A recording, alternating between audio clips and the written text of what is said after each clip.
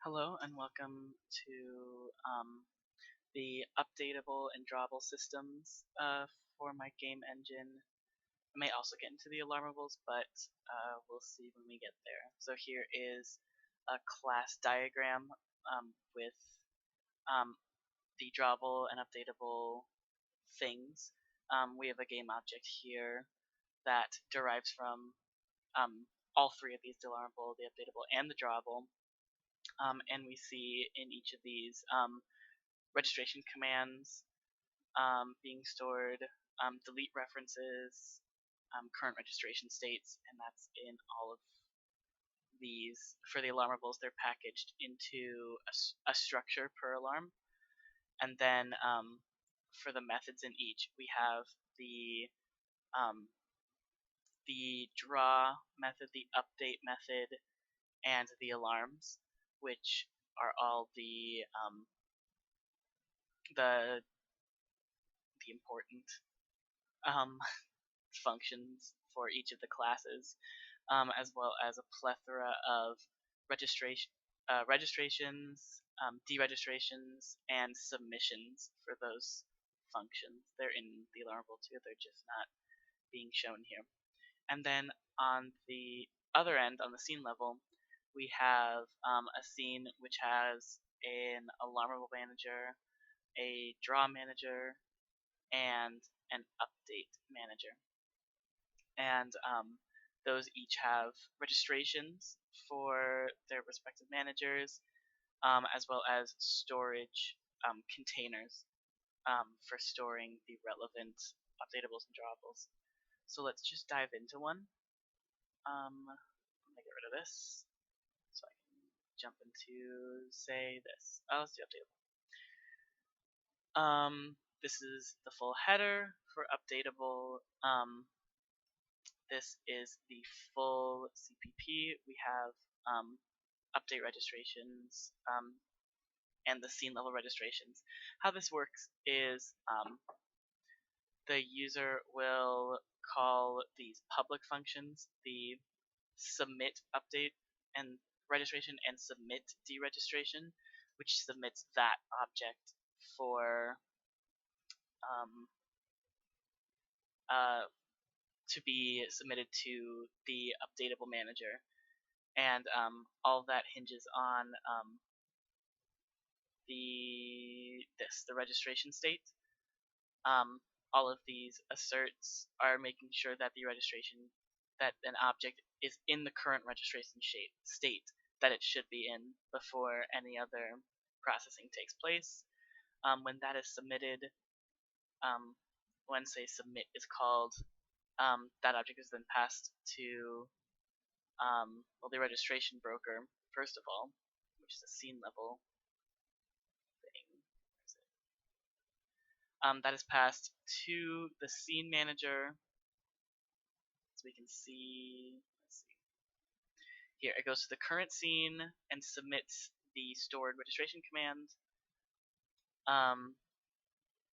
which is then processed at the scene broker, which is here. Here's the scene broker header and the scene broker CPP. When these are processed, that command is then passed to the updatable manager, which is here. Roll the command. So sorry, the execute of that command. Let's jump into that. This video got a whole lot more complicated than I thought it would be. This is a scene registration command, and what we have here is an update registration command, which inherits from the base scene registration command, and in that execute, we jump into the updatable attorney, which calls scene registration on that updatable. And once we do the scene registration, which is here, we jump to the scene and we register with that updatable, with the updatable in question, which is finally when we get to the many overloads of register. So we follow this register with the updatable, which calls the update manager and calls that one's register.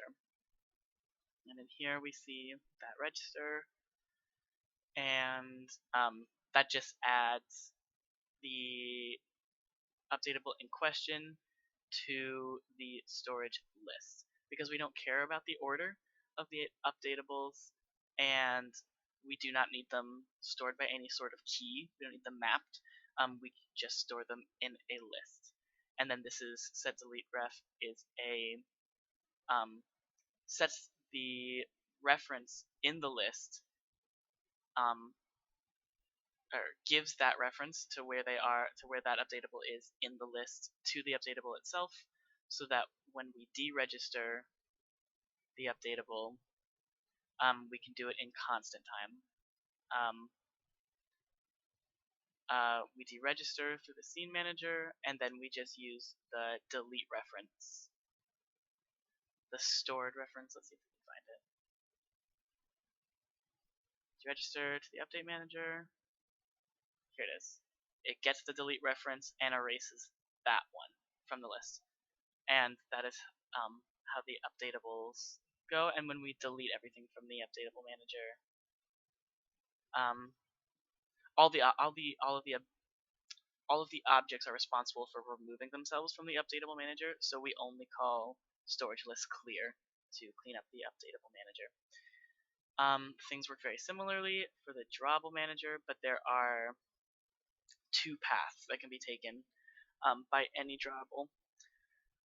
There's a regular submit draw registration, and then there's also a submit 2D draw registration.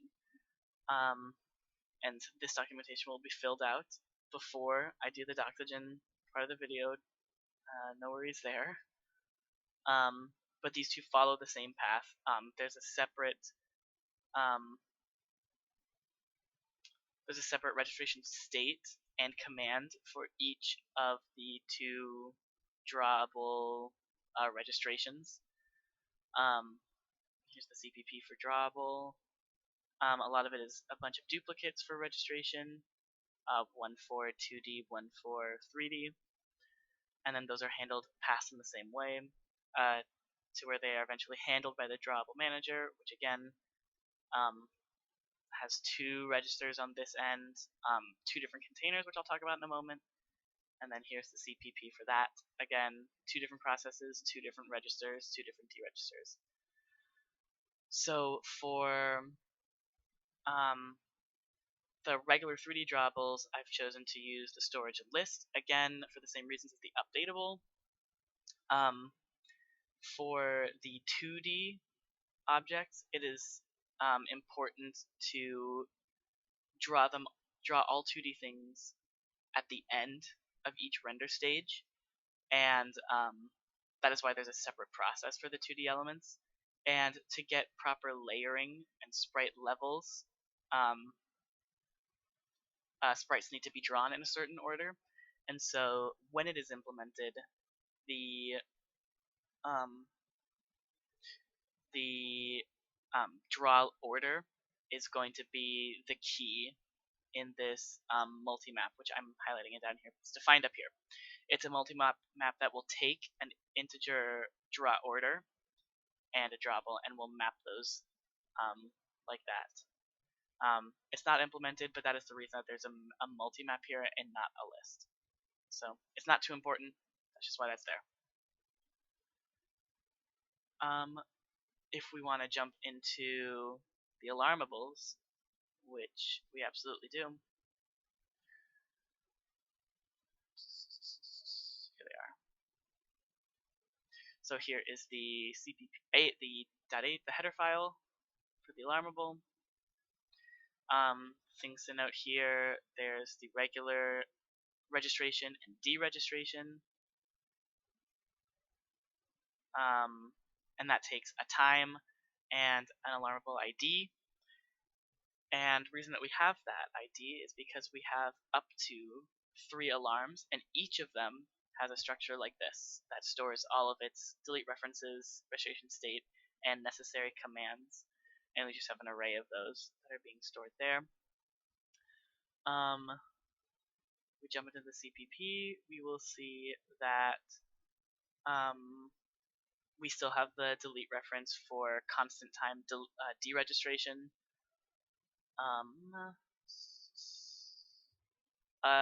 This callback state, this get reg state, allows users to ping the alarm and see which if an alarm is currently running. So that's a way to see what the registration is on a given alarm.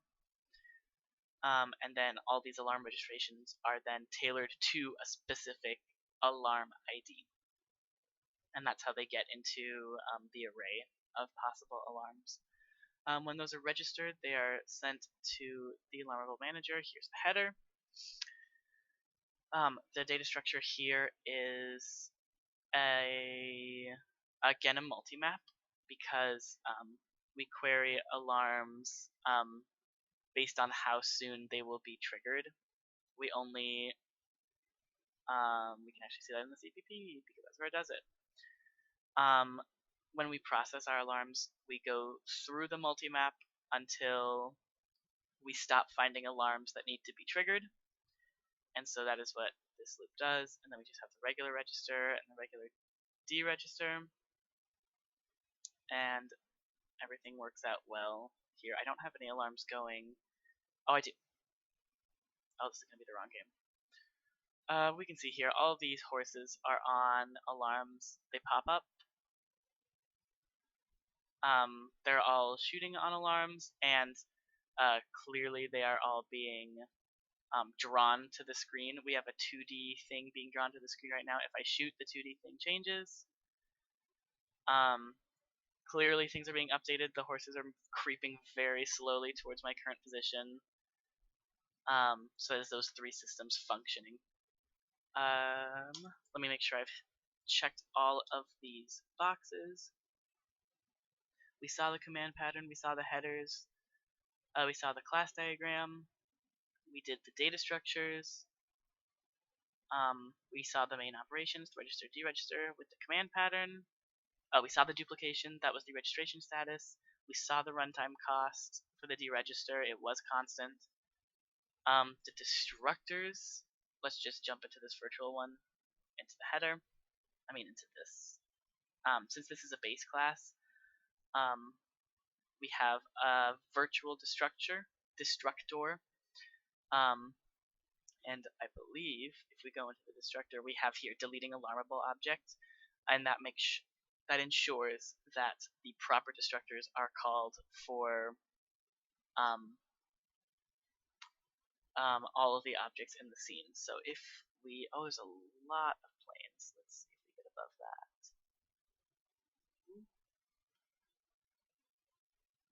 There we go.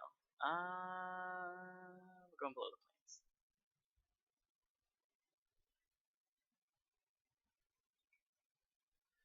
You see there's a lot of delete things for tracing reasons.